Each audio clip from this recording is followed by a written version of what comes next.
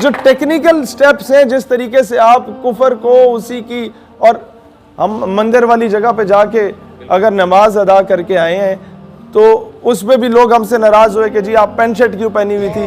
اور بھائی اقوام عالم کو جب آپ نے تھپڑ مارنا ہے تو وہی ماڈ سکواڈ طریقے میں گھس کے مارنا ہے تاکہ کوئی اعتراض. دیکھیں ہماری جگہ کوئی عالم دین نماز پڑھاتا تو انہوں نے کہنا تھا یہ دیکھو مولوی ہیں جا کے قبضہ کر آئے ہیں.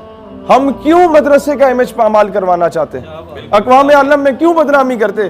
ہم نے تو کہا ہم تو یونیورسٹیوں کے بچے ہیں جناب، تم نے ہمیں لارڈ میکالے کا تعلیمی نصاب دیا ہے کہ قبضہ کرنا ہے، ہم جا کے قبضہ کر رہے ہیں پینٹ شرٹ پہن کے.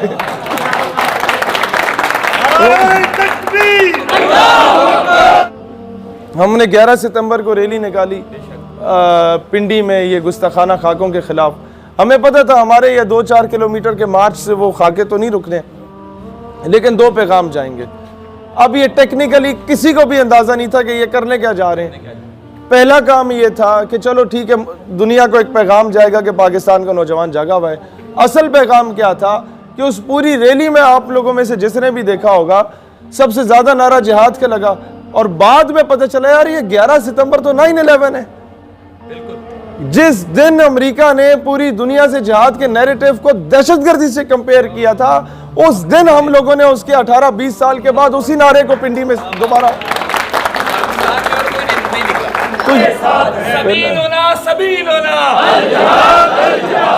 کہ جب بلوچستان کا پروپیگنڈا ہندوستان کرتا ہے ہمارے خلاف اور اس پہ ہمارے یہ 3rd کلاس سٹیک ہولڈرز کوئی رسپانس نہیں دیتے، تو ہم نے سوچا پھر خالستان کے سکھوں کو خود ہی آن بورڈ لیا جائے. ہم نے سوچا پھر حیدرآباد، دکن اور جوناگڑھ کے لوگوں کو خود ہی آن بورڈ لیا جائے، اور انشاءاللہ 22 نومبر کو آپ فلسطین کے اسٹوڈنٹ لیڈرز کو بھی انشاءاللہ فلسطین کے اسٹوڈنٹ لیڈرز کو لیاقت باغ میں دیکھیں گے انشاءاللہ تعالی. آپ وہاں پر ترکی کے اسٹوڈنٹ لیڈرز کو دیکھیں گے انشاءاللہ تعالی. مسلم ممالک کے ساتھ ساتھ جتنے بھی غیر مسلم ممالک ہیں وہاں کے بھی جو مسلمان اسٹوڈنٹ لیڈرشپ ہے ان سب کا عالمی سطح کا ایک بہت بڑا الائنس بننے جا رہا ہے انشاءاللہ تعالی. اور ڈاکٹر عافیہ صدیقی کی رہائی کی جو تحریک کی عملی صورت ہے انشاءاللہ ان کی والدہ، ان کی بہن، ان کی پوری فیملی کو لیاقت باغ میں دکھائی دے گا، اور وہاں پر پریکٹیکلی ہم قوم کی بیٹی کے لیے آواز بلند کریں گے. پوری تحریک کا آغاز ہوگا. ہم لوگوں نے کوئی وہاں پر جا کے آپ لوگوں سے ووٹ نہیں مانگ رہے، ہم لوگوں نے جس نظریے کے لیے چل رہے ہیں اس نظریے پہ ہی کام کرنا ہے. لہٰذا کوئی وہ گھبرانے کی کسی کو ضرورت نہیں ہے کہ پتہ نہیں یہ کیوں آ رہے ہیں. پیپلز پارٹی، تحریک انصاف اور آپ کی نون لیگ، ان کے ورکرز نے بھی کسی دور میں بھٹو کو ختم نبوت پہ ووٹ دیا تھا.